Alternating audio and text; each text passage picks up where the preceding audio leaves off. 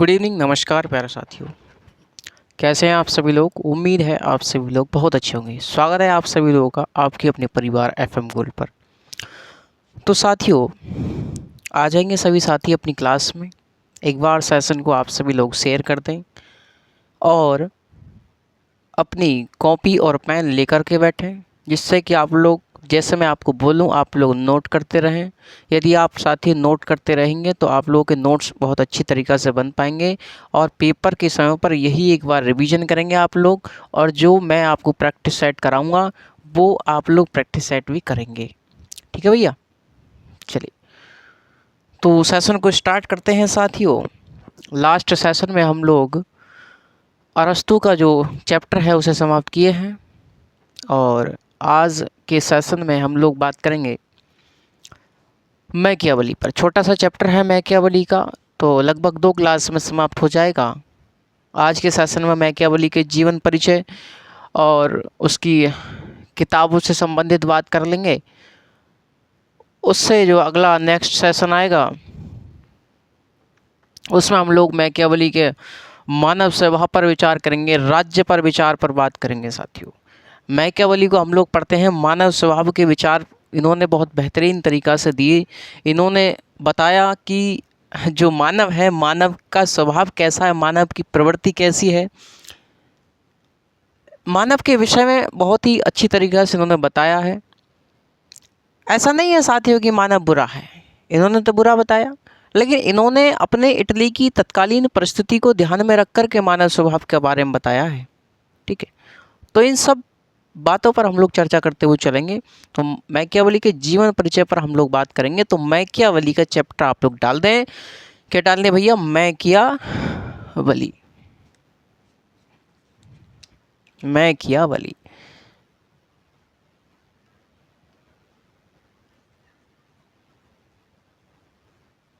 Machiavelli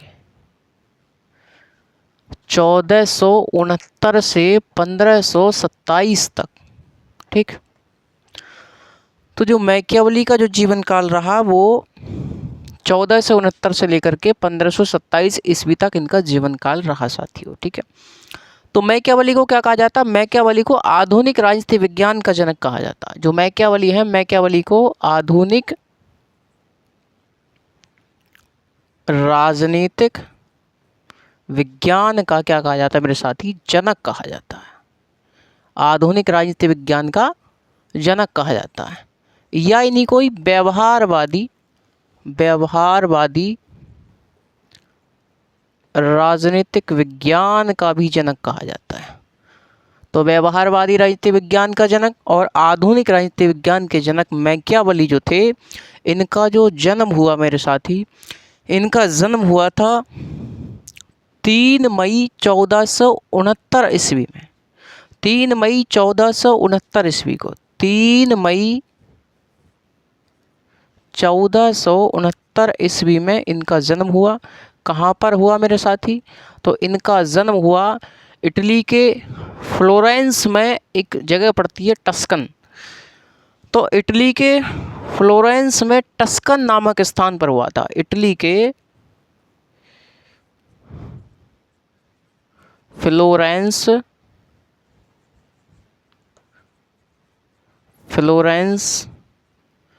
के Tuscan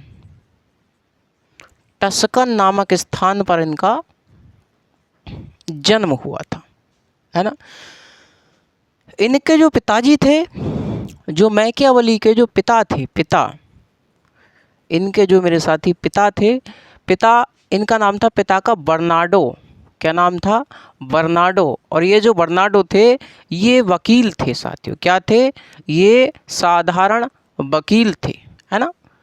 और ये जो इनके पिताजी थे बर्नार्डो, ये गणतंत्रीय शासन व्यवस्था में विश्वास करते थे। गणतंत्रीय शासन प्रणाली में विश्वास करते थे। ठीक है, तो इनके जो पिता थे मैकियावेली के, बर्नार्डो, ये साधारण वकील थे और गणतंत्रीय व्यवस्था में ये क्या करते थे? विश्वास करते थे। इन्होंने गणतंत्रीय व्यवस्था का समर्थन किया है। मैकियावेली साथियों प्रारंभ से ही बड़े प्रतिभावान छात्र रहे। इन्होंने अपनी प्रारंभिक शिक्षा प्राप्त करने के पश्चात अपनी उच्च शिक्षा ग्रहण करी और उच्च शिक्षा ग्रहण करने के पश्चात साथियों ये गृह एवं विदेश विभाग में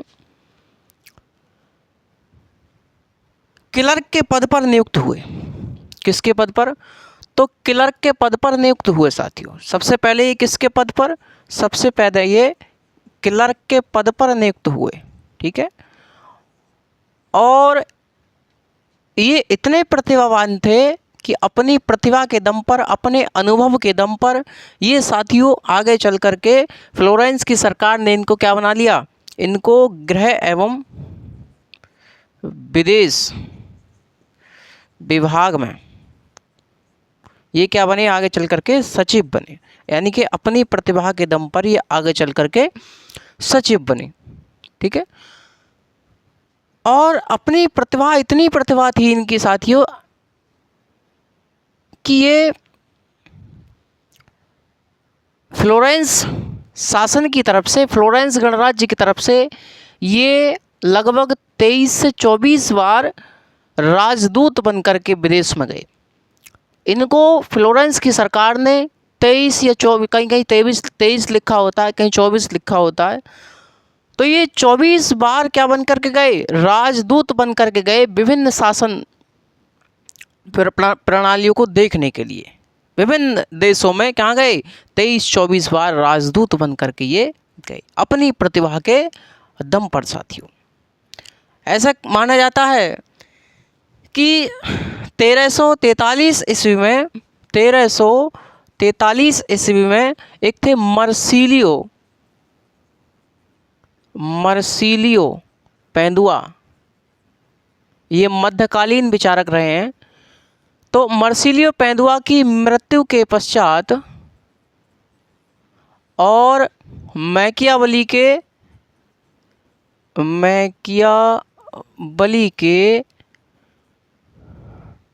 जन्म से पहले तक यहाँ क्या चल रहा था? यहाँ साथियों पुनर्जागरण आंदोलन चल रहा था। यहाँ क्या चल रहा था? यहाँ यूरोप के कई देशों में पुनर्जागरण आंदोलन चल रहा था। क्या चल रहा था? पुनर्जागरण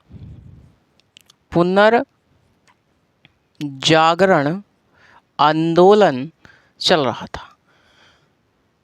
पुनर्जागरण आंदोलन चल रहा था। तो इसी पुनर्जागरण आंदोलन का मैकियावली के जीवन पर काफ़ी प्रभाव पड़ा साथियों। कई विचारक कहते हैं कि भैया मैकियावली क्या है? जैसे डेनिंग कहते हैं मैकियावली पुनर्जागरण काल की संतान है या फिर अपने युग का शिशु है।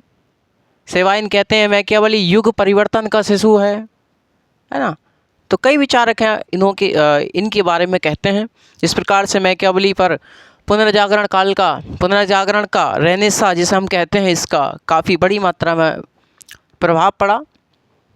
तो कई विचारक अपनी अपनी बात कहते हैं इनके विषय में। आगे बात करेंगे इस बात पर। तो साथियों जब 1343 ईस्वी में मैंने आपको बताया मैकियावली मर्सिलियो पेंदुआ की मृत्यु के बाद और मैकियावली के जन्म से पहले तक यूरोप के कई देशों में क्या चल रहा था? पुनर्जागरण आंदोलन चल रहा था।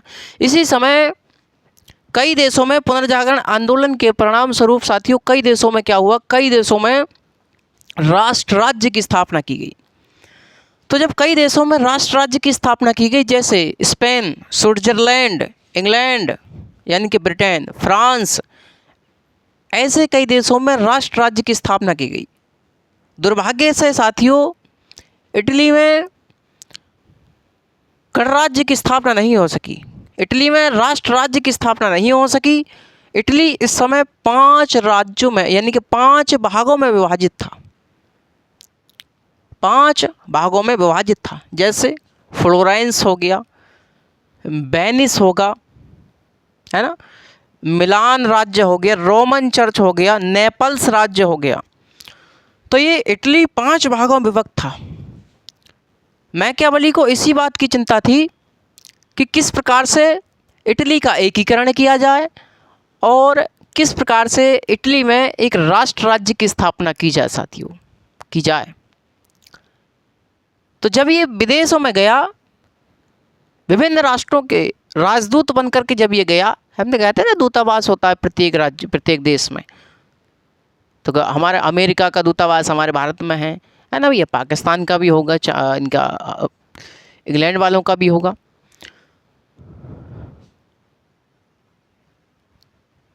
तो जब ये विदेशों में गए राजदूत बन करके, तो इन्होंने देखा साथियों, इन्होंने देखा कि कई देशों में तो गणतंत्रीय व्यवस्था है, कई देशों में साथियों राजतंत्रीय व्यवस्था है।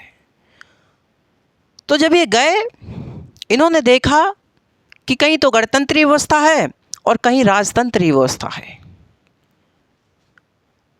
इन्होंने देखा कि साथियों गणतंत्रीय व्यवस्था वहाँ है जहाँ के लोग कर्तव्यपरायण हैं, ईमानदार हैं, चरित्रवान हैं, एक दूसरे के लिए कार्य करते हैं। तो वहाँ क्या है, वहाँ गणतंत्रीय व्यवस्था है। और इन्होंने देखा कि राजतंत्रीय व्यवस्था कहाँ है, तो क्या राजतंत्रीय व्यवस्था वहाँ है जहाँ के लोग कर्तव्यहीन हैं, बेईमान हैं, चरित्रहीन हैं, है ना।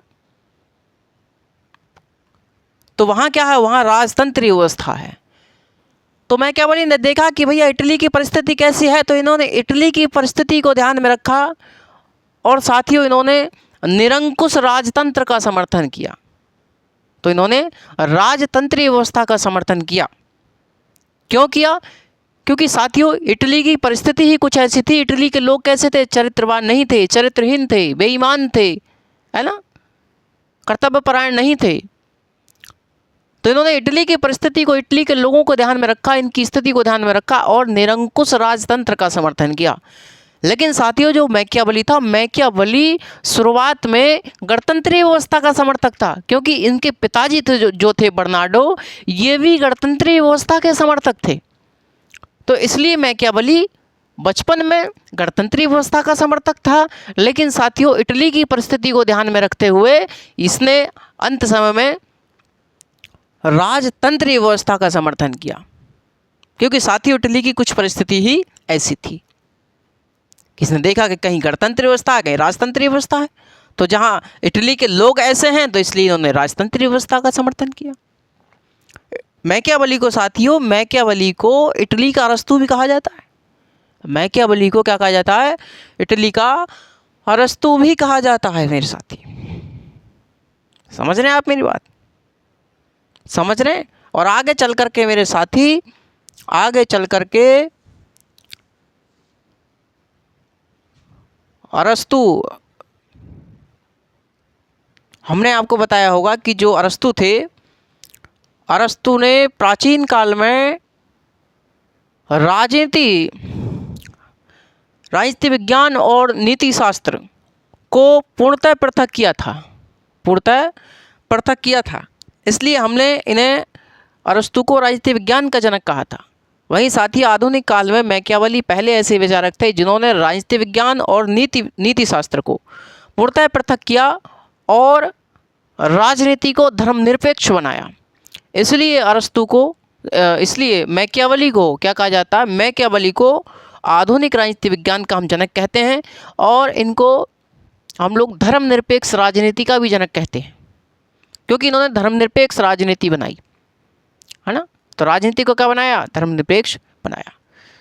तो अरस्तू ने प्राचीन काल में और मैकियावेली ने आधुनिक काल में, पहले ऐसे विचारक थे। तो मैकियावेली को क्या कहा जाता है, आधुनिक राजनीति विज्ञान का जनक कहा जाता है, व्यवहारवादी राजनीति विज्ञान का जनक कहा जाता है और धर्मनिरपेक्ष राजनीति का भी जनक कहा जाता है। तो ये तो था साथियों जो मैकियावेली थे, मैकियावेली का जीवन परिचय, है ना। एक बार हम लोग पुनः देख लेंगे, उसके बाद हम लोग इसको लिख लेंगे। उसके बाद हम लोग मैकियावेली की पुस्तकों के बारे में देख लेंगे, मैकियावेली के अध्ययन की पद्धतियाँ देख लेंगे और नेक्स्ट वीडियो में हम लोग सीधी सीधी बात है भैया, मैकियावेली को चैप्टर ही ख़त्म कर देंगे। ठीक है। उसके बाद हमारा हॉब्स आएगा, लॉक आएगा, रूसो आएगा। हॉब्स, लॉक, रूसो, ये तीनों चैप्टर वेरी इंपॉर्टेंट हैं, बहुत ही बढ़िया चैप्टर हैं और यहाँ से क्वेश्चन हर एक पेपर में पूछा जाता है, चाहे हॉब्स हो, चाहे लॉक हो, रूसो हो। इस बार एलटी ग्रेड में रूसो से क्वेश्चन पूछे गए हैं, ध्यान रखिएगा। रूसो की प्राकृतिक अवस्था से भी क्वेश्चन पूछा गया है, उसमें रूसो की सामान्य इच्छा से भी क्वेश्चन पूछा गया है, यानी कि जो रूसो का सामाजिक समझौते का सिद्धांत है। ठीक है, तो इन तीनों चैप्टर को ध्यान से हम लोग पढ़ते हुए चलेंगे, जिससे कि आपके पेपर में यदि क्वेश्चन पूछा जाए तो इससे बाहर क्वेश्चन नहीं आए। क्योंकि साथ ही साथ हम लोग प्रैक्टिस सेशन भी जल्द ही लेकर के आएंगे, जिसमें आपको संविधान के भी क्वेश्चन आपको देखने को मिलेंगे और विचारक से भी आपको क्वेश्चन देखने को मिलेंगे और सिद्धांत से भी आपको क्वेश्चन देखने को मिलेंगे ही मिलेंगे साथी। क्लियर है? लगभग 30 क्वेश्चन का हम लोग प्रैक्टिस सेट लेकर के आ करेंगे डेली के डेली। ठीक है भैया, चलिए बहुत अच्छे।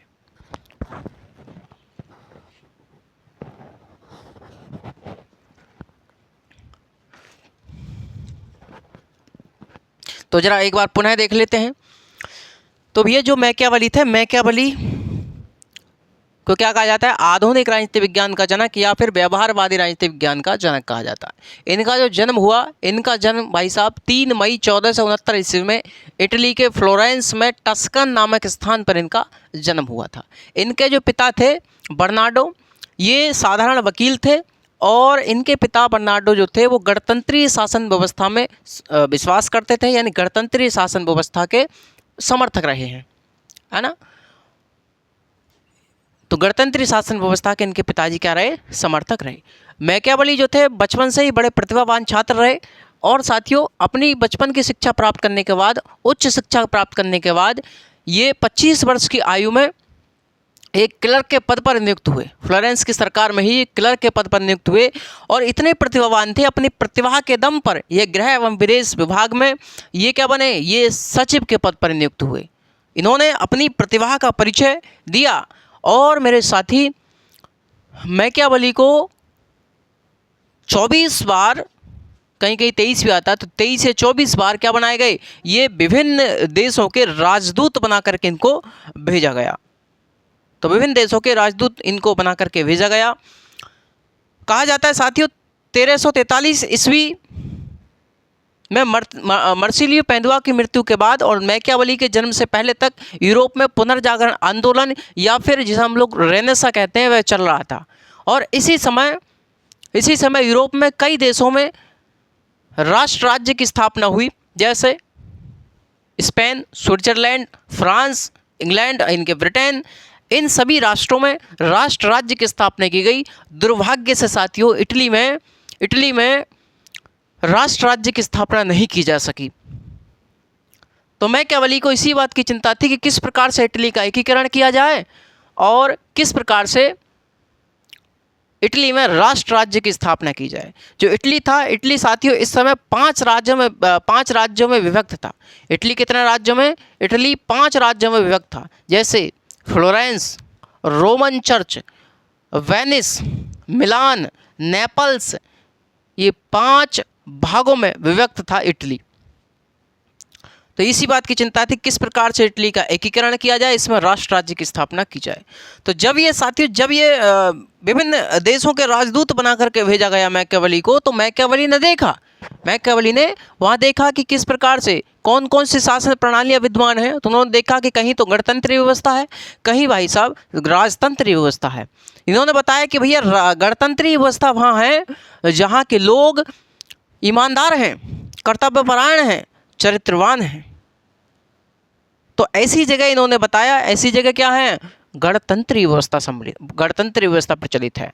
वहीं इन्होंने बताया कि राजतंत्रीय व्यवस्था कहाँ है? कि राजतंत्रीय व्यवस्था वहाँ है जहाँ के लोग कर्तव्यपरायण नहीं हैं, कर्तव्यहीन हैं, चरित्रहीन हैं, बेईमान हैं। तो ऐसी जगह इन्होंने राजतंत्रीय व्यवस्था बताई। इन्होंने इटली की तत्कालीन परिस्थिति को ध्यान में रखा और इटली को ध्यान में रखते हुए राजतंत्रीय व्यवस्था का इन्होंने समर्थन किया। जो मैकियावेली है साथियों, मैकियावेली को अरस्तु, जो इटली है, इटली का अरस्तु भी कहा जाता है। मैकियावेली आधुनिक काल में ऐसे पहले विचारक थे जिन्होंने जिन्होंने साथियों राजनीति को नीति शास्त्र से क्रमबद्ध तरीके से अलग किया और राजनीति को क्रमबद्ध बनाया। तो इन्होंने अलग किया और राजनीति को क्रमबद्ध बनाया और साथियों राजनीति को धर्मनिरपेक्ष भी बनाया। इसलिए मैकियावेली को आधुनिक राजनीति विज्ञान का भी जनक कहा जाता है, व्यवहारवादी राजनीतिक विज्ञान का भी जनक कहा जाता है ना। और इन्हें धर्मनिरपेक्ष राजनीति का भी जनक कहा जाता है। ये है भाई साहब इनका जीवन परिचय।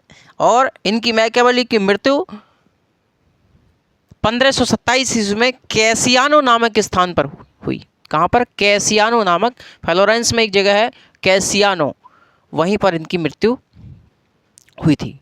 तो जरा भाई साहब इनका जो जीवन परिचय है वो लिखने का कष्ट करें, ठीक है।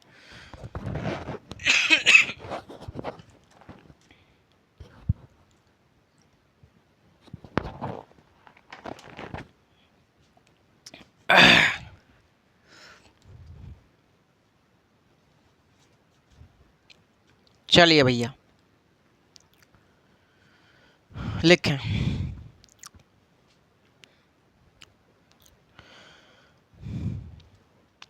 आधुनिक राजनीति विज्ञान या व्यवहारवादी राजनीति विज्ञान के जनक या व्यवहारवादी राजनीति विज्ञान के जनक मैकियावेली का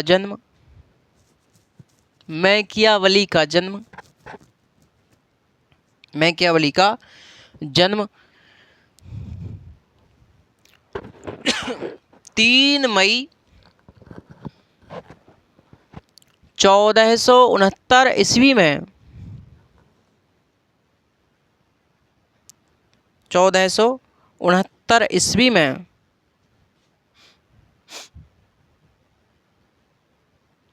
इटली के फ्लोरेंस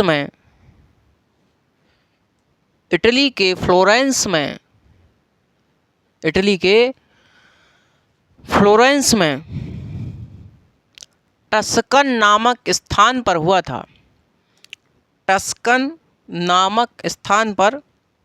था।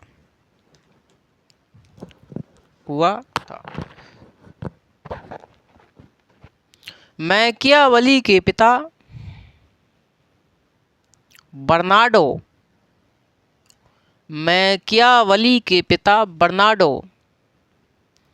एक सामान्य वकील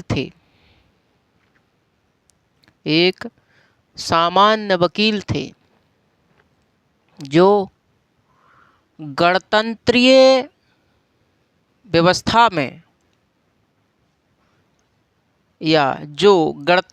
व्यवस्था के समर्थक थे। मैकियावेली बचपन से ही प्रतिभावान छात्र था।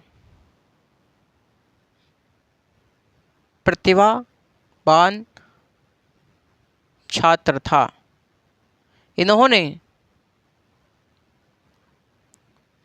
अपनी प्रारंभिक और उच्च शिक्षा प्राप्त करने के पश्चात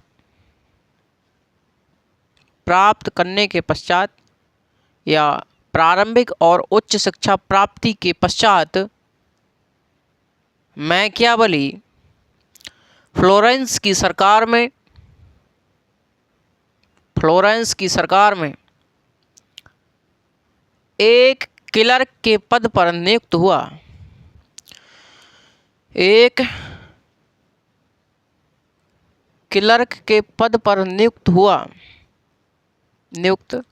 हुआ और अपनी प्रतिभा के दम पर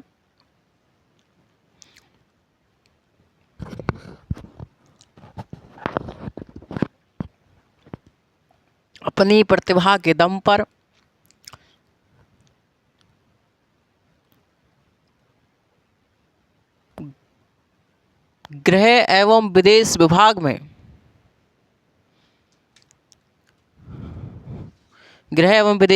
में यह सचिव के पद पर नियुक्त हुआ। यह सचिव के पद पर नियुक्त हुआ और 1512 ईस्वी तक इस पद पर बना रहा।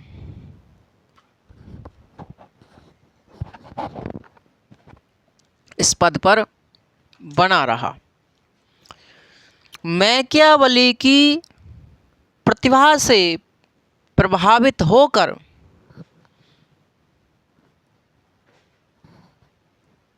मैकियावेली की प्रतिभा से प्रभावित होकर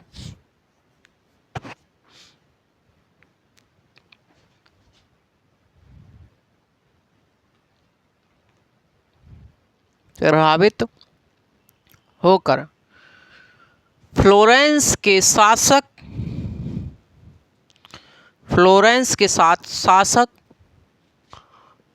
लोरेंजो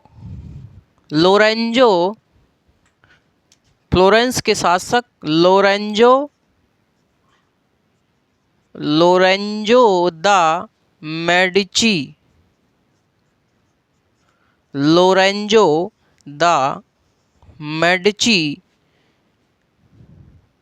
ने मैकियावेली को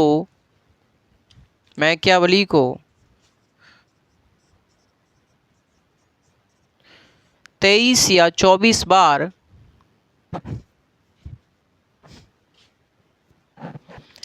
विभिन्न देशों में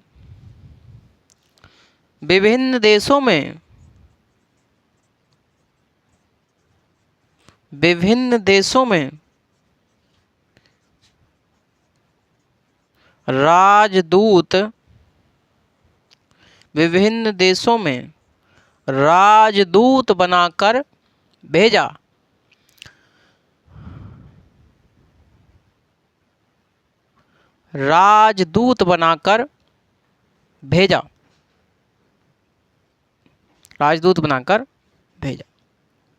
आगे लिखें नई लाइन से। 1343 ईस्वी में 1343 ईस्वी में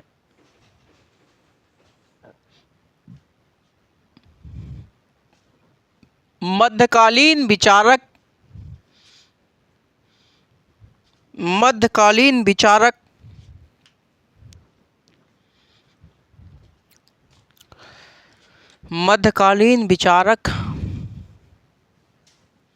मर्सिलियो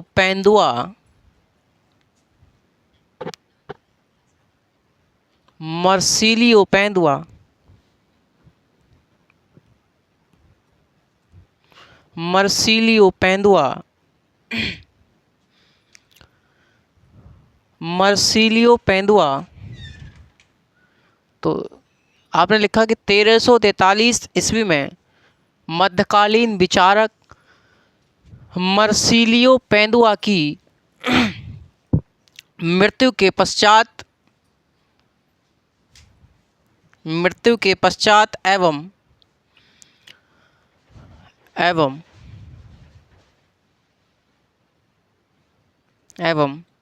मैकियावेली के जन्म से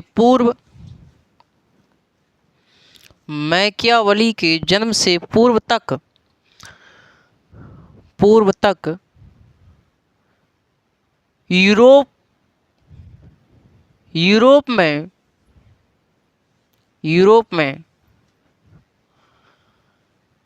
पुनर्जागरण आंदोलन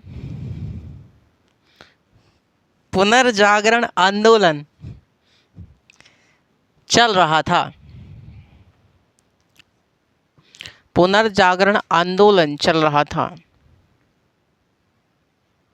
आगे लिखे भाई नई लाइन से। पुनर्जागरण आंदोलन के परिणाम स्वरूप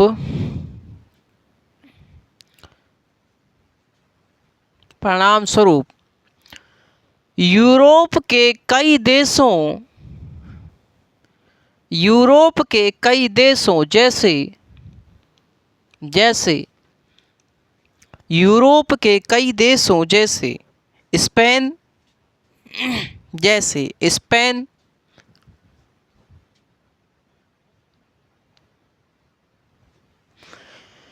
जैसे स्पेन, स्विट्जरलैंड, जैसे स्पेन, स्पेन, स्विट्जरलैंड,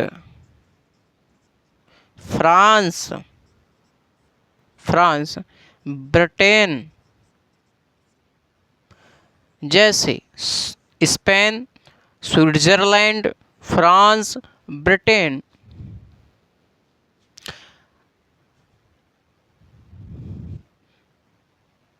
आदि में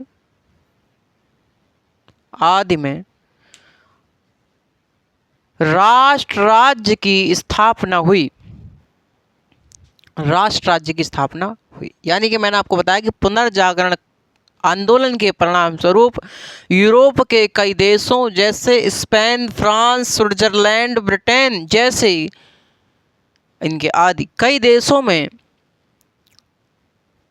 में राष्ट्र राज्य की स्थापना हुई। आदि देशों में क्या हुई? स्पेन, स्विट्जरलैंड, फ्रांस, ब्रिटेन, इन सब देशों में राष्ट्र राज्य की स्थापना हुई। आगे लिखें, दुर्भाग्य से इटली में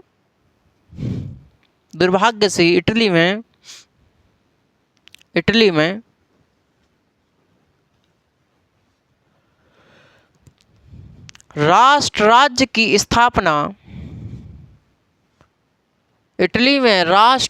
की स्थापना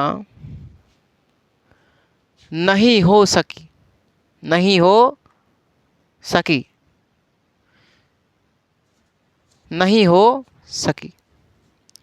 इटली इस समय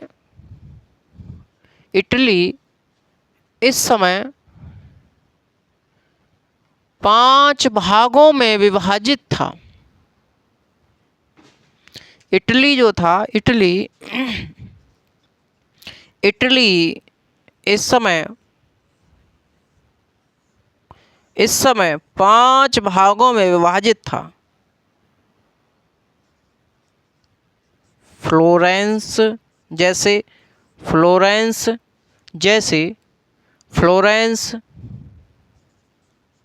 वेनिस, रोमन चर्च,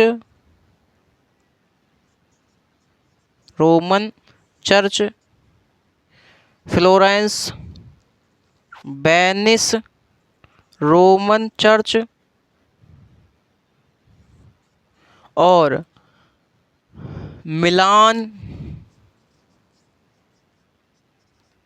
मिलान राज्य भी था, और नेपल्स।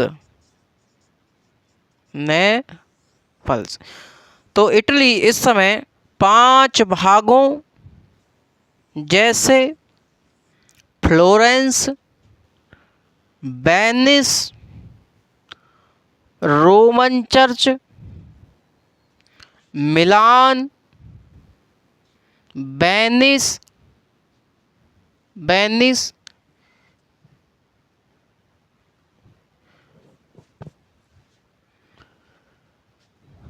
आदि में विभाजित था। तो इटली इस समय 5 भागों जैसे फ्लोरेंस, वेनिस, रोमन चर्च, मिलान, नेपल्स आदि में विभाजित था। आगे लिखें, मैकियावेली के समक्ष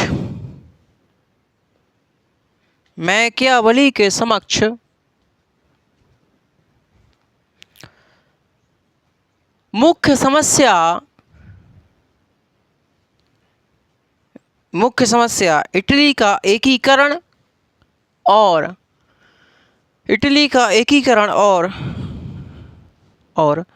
राष्ट्र राज्य की स्थापना करना था। और राष्ट्र राज्य की स्थापना करना था। और राष्ट्र राज्य की स्थापना करना था। राष्ट्र राज्य की स्थापना करना था। आगे लिखें, जब मैकियावेली को विभिन्न देशों में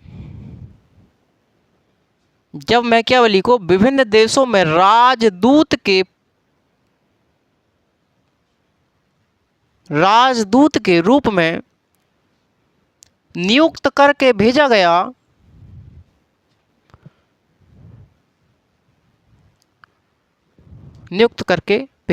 तो मैकियावेली ने देखा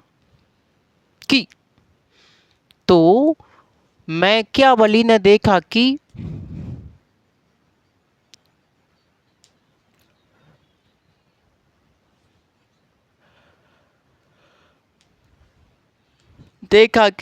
कुछ देशों में गणतंत्रीय व्यवस्था है तथा कुछ देशों में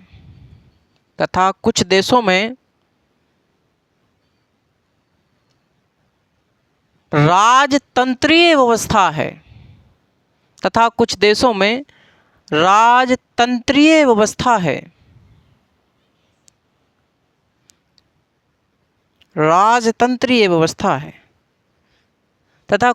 में गणतंत्रीय व्यवस्था है और कुछ देशों में राजतंत्रीय व्यवस्था है। मैकियावेली ने बताया कि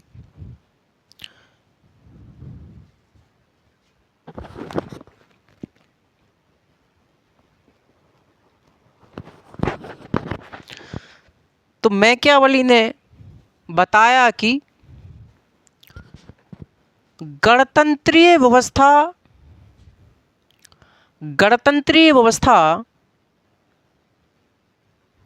वहाँ है जहाँ के लोग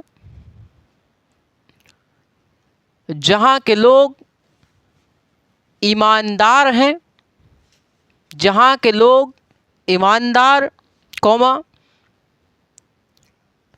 चरित्रवान,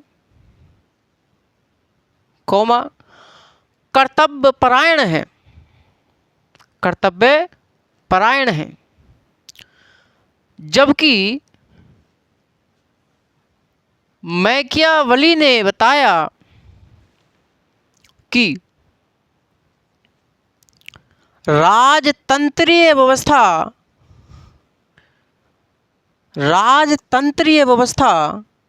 वहाँ है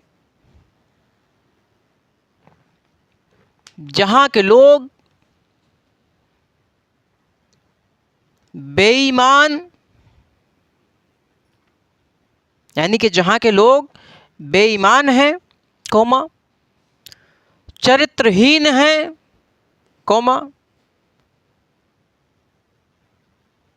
कर्तव्यहीन हैं,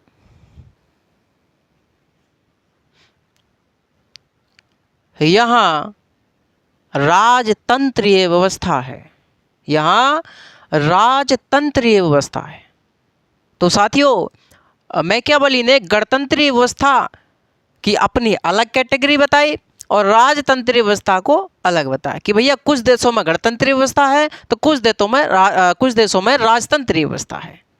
तो गणतंत्रीय व्यवस्था वहाँ है जहाँ के लोग कर्तव्यपरायण हैं, ईमानदार हैं, चरित्रवान हैं। ऐसे देशों में गणतंत्रीय व्यवस्था है। और इन्होंने बताया कि राजतंत्रीय व्यवस्था वहाँ है जहाँ के लोग चरित्रहीन हैं, कर्तव्यपरायण नहीं हैं, बेईमान हैं। तो ऐसी जगह राजतंत्रीय व्यवस्था मौजूद है। ठीक है, आगे लिखें, इटली की तत्कालीन परिस्थितियों को ध्यान में रखते हुए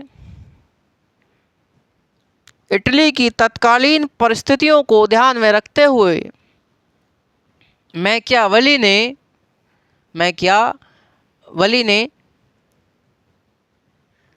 निरंकुश राजतंत्र का समर्थन किया है। निरंकुश राजतंत्र का समर्थन किया है। तो निरंकुश राजतंत्र का समर्थन किया है।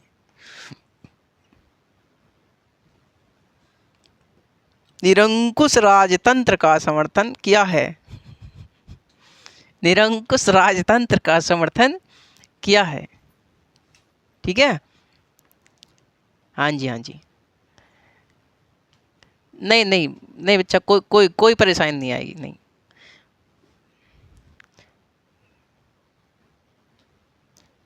नहीं, देखिए ऐसा है, आप लोग तो ऑनलाइन हैं जो भी हैं, लेकिन हमारे सामने 4-5 स्टूडेंट हमारे सामने हमेशा रहते हैं जब भी हम क्लास लेते हैं। क्यों, उनका भी टाइम हमने दे रखा है कि भैया जो हम ऑनलाइन पढ़ा रहे हैं आप लोग क्या करें, नोट्स बनाते रहें, साथ के साथ आप लोगों का भी भला हो जाएगा। ठीक है। तो हमारे ऑफलाइन के भी छात्र हैं, बैठे हैं, कभी मिलवाएंगे आप लोगों को उनसे, हम वो भी तैयारी कर रहे हैं आप लोगों की तरह ही। तो हमने यहाँ तक आपको लिखवा दिया। आगे लिखें, मैकियावेली को इटली का अरस्तु कहा जाता है।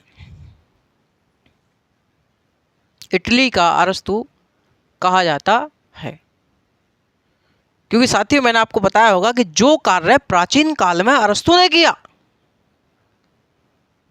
कि राजनीति को नीति शास्त्र से क्रमबद्ध यानी कि पूर्णतः पृथक किया और राजनीति को क्रमबद्ध और वैज्ञानिक बनाया, प्राचीन काल में अरस्तु ने। इसलिए अरस्तु को राजनीति विज्ञान के जनक के रूप में जानते हैं हम लोग। वहीं आधुनिक काल में पहले ऐसे विचारक थे मैकियावेली, जिन्होंने राजनीति को क्रमबद्ध और वैज्ञानिक बनाया और साथियों राजनीति और नीति शास्त्र से इन दोनों में पृथक्करण किया, यानी कि राजनीति शास्त्र और नीति शास्त्र को पूर्णतः पृथक किया, क्रमबद्ध बनाया राजनीति को, और राजनीति को धर्मनिरपेक्ष भी बनाया। इसलिए मैकियावेली को आधुनिक राजनीति विज्ञान का जनक, व्यवहारवादी राजनीति विज्ञान का जनक और धर्मनिरपेक्ष राजनीति का भी जनक कहा जाता है साथियों। तो आगे लिखें, मैकियावेली आधुनिक काल के पहले ऐसे विचारक थे। मैकियावेली आधुनिक काल के पहले विचारक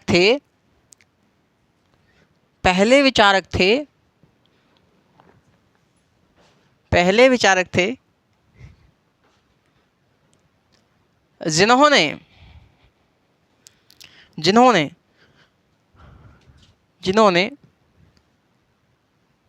राजनीति विज्ञान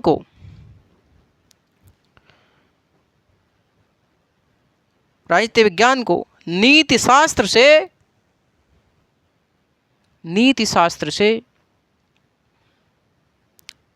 पूर्णतः पृथक किया और राजनीति को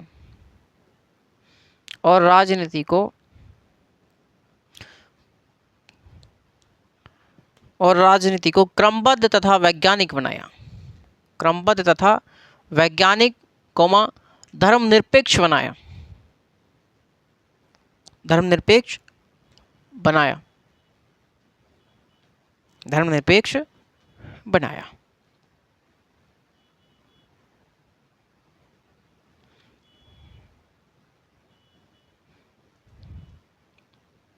ठीक है भाई।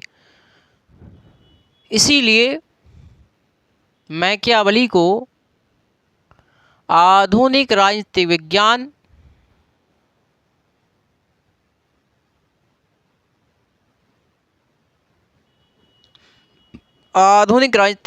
का जनक तथा धर्मनिरपेक्ष राजनीति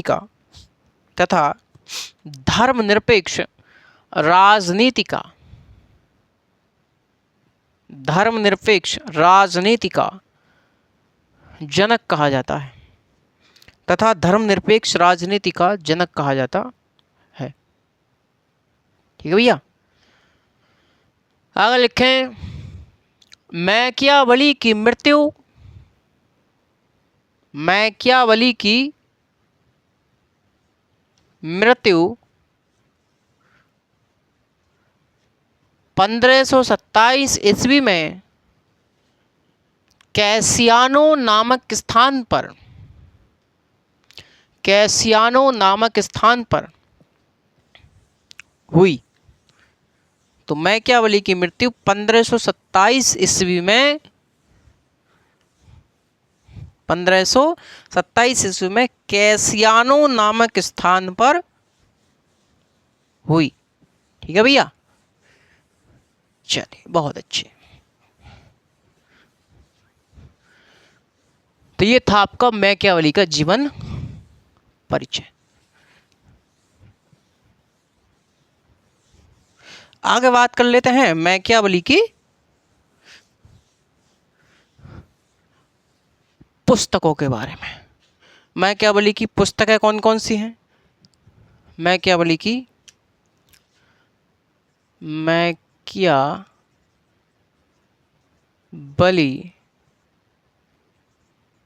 पुस्तकें,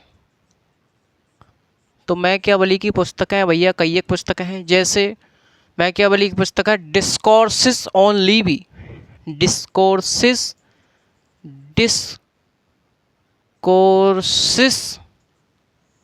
on Levi, discourses on Levi. एक है the art of war, the art of वार। एक है हिस्ट्री ऑफ फ्लोरेंस,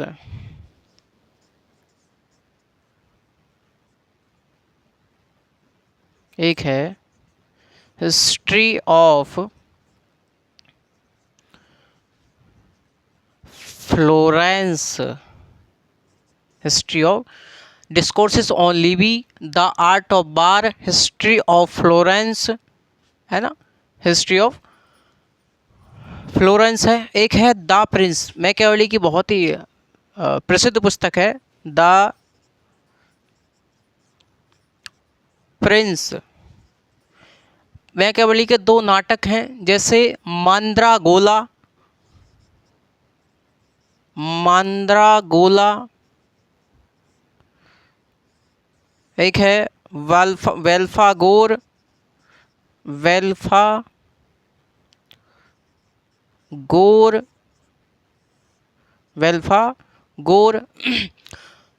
तो मैकियावली की ये प्रमुख पुस्तकें हैं। ज़्यादातर जो एग्जाम में पूछी जाती है द प्रिंस ही पूछी जाती है। ठीक है, तो ये ऊपर ऊपर की चार याद रखेंगे, discourses on Livy, art of war, history of Florence, the prince. Mandragola और वेल्फागोर ये क्या है? ये दोनों नाटक हैं, ये दोनों क्या हैं? नाटक जाने जाते हैं। ठीक है भैया। तो ये जो द प्रिंस पुस्तक है साथियों, इसमें निरंकुश राजतंत्र का क्या किया गया है? समर्थन किया गया है। इसमें ही साथियों मेरे निरंकुश राजतंत्र का समर्थन किया गया, इसमें ही निरंकुश राजतंत्र का समर्थन किया गया। निरंकुश राजतंत्र का क्या किया गया है? समर्थन किया गया। इसी पुस्तक में, ये जो पुस्तक है निरंकुश राजतंत्र के रूप में, वहाँ का जो तत्कालीन शासक था लोरेंजो द मेडिची, यानी कि ये लोरेंजो द मेडिची को समर्पित है।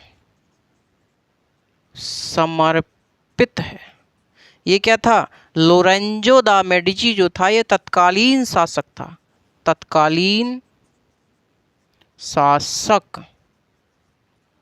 तो तत्कालीन शासक लोरेंजो द मेडिची को ये पुस्तक समर्पित है।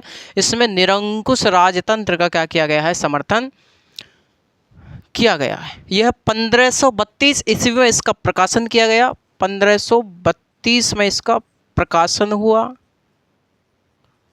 इसके बारे में पूछता है अधिकतर। प्रकाशन हुआ और साथियों 1513 ईस्वी में, 1513 में ये क्या हुआ, लिखी गई।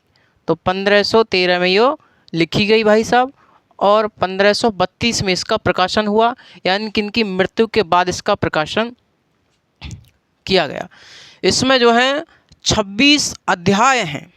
इसी मैकियावेली की द प्रिंस पुस्तक में कितने हैं, 26 अध्याय हैं। अध्याय कितने हैं, 26 हैं। और मैकियावेली की जो द प्रिंस पुस्तक है, इसी में इसने राज्य शब्द का सर्वप्रथम प्रयोग किया है। राज्य शब्द का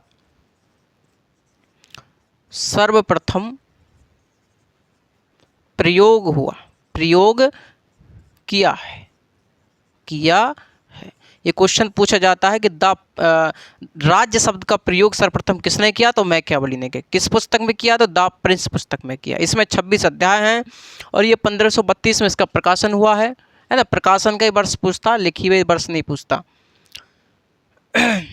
इसमें निरंकुश राजतंत्र का समर्थन किया है और ये तत्कालीन शासक लोरेंजो द मेडिची को समर्पित पुस्तक मानी जाती है। ठीक है भैया, हाँ जी। तो मैकियावेली जो था वो प्राचीन शुरुआत में क्या था, शुरुआत में गणतंत्र व्यवस्था का समर्थक था, लेकिन बाद में निरंकुश राजतंत्र का समर्थक हो गया है। क्लियर है भैया। तो ये थी मैकियावेली की प्रसिद्ध पुस्तकें। अब मैकियावेली की कुछ अध्ययन पद्धतियां हैं। मैकियावेली ने अपने अध्ययन में किन किन पद्धति का प्रयोग किया है, तो लिखिएगा मैकियावेली की अध्ययन पद्धतियां, जैसे ऐतिहासिक पद्धति है ना, अनुभव मूलक पद्धति, इसी को हम लोग व्यवहारवादी पद्धति बोलते हैं, व्यवहारवादी। इसी को हम लोग स्वउद्देश्य मूलक पद्धति भी बोलते हैं। और इसने विश्लेषणात्मक पद्धति,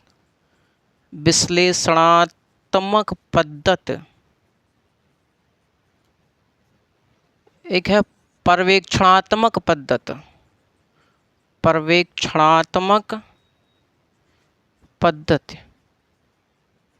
तो ये सभी पद्धति का इन्होंने प्रयोग किया। ऐतिहासिक पद्धति, अनुभव मूलक पद्धति और विश्लेषणात्मक पद्धति, पर्यवेक्षणात्मक पद्धति, इन सभी पद्धति का इन्होंने प्रयोग किया है। और ये थी इनकी प्रसिद्ध पुस्तकें। प्रसिद्ध पुस्तकों में द प्रिंस पुस्तक जो है ये वेरी इंपॉर्टेंट है, इसे याद रखेंगे। ठीक है भैया। तो हिस्ट्री ऑफ फ्लोरेंस है, द आर्ट ऑफ बार है, डिस्कोर्सेस ऑन लिवी है, द प्रिंस है। ये 4 पुस्तकें वेरी इंपॉर्टेंट है। इन सब में भी ज़्यादा मैकियावेली की द प्रिंस नामक पुस्तक मानी जाती है भाई साहब। ठीक है भैया, हाँ जी। तो है, अच्छा एक पुस्तक है साथियों, एक पुस्तक है द मॉडर्न प्रिंस। किसकी पुस्तक है, आप लोगों को मैं होमवर्क में दे रहा हूँ, ये होमवर्क है ये आप लोगों को, कि द मॉडर्न प्रिंस,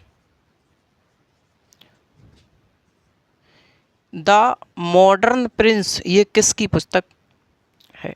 ठीक है भैया, किसकी पुस्तक है ये आप लोगों को बताना है होमवर्क में।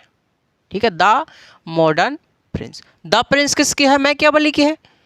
और द मॉडर्न प्रिंस किसकी है, तो आप लोगों को ये बताना है। क्लियर है। तो ये था साथियों मैकियावेली का जीवन परिचय। मैकियावेली की अध्ययन पद्धति देखी, मैकियावेली की पुस्तकें देखी, जैसे हिस्ट्री ऑफ फ्लोरेंस है, आर्ट ऑफ बार है, हिस्ट्री ऑफ फ्लोरेंस है, आर्ट ऑफ बार है आप लोगों की, द प्रिंस है, और आप लोगों ने डिस्कोर्सेस ऑन लिवी देखी, मंद्रागोला, बेल्फागोर, ये सभी आप लोगों ने देखा। तो साथियों नेक्स्ट सेशन में हम लोग बात करेंगे मैकियावेली के विचारों पर, जिस मानव स्वभाव पर विचार है, राज्य पर विचार है।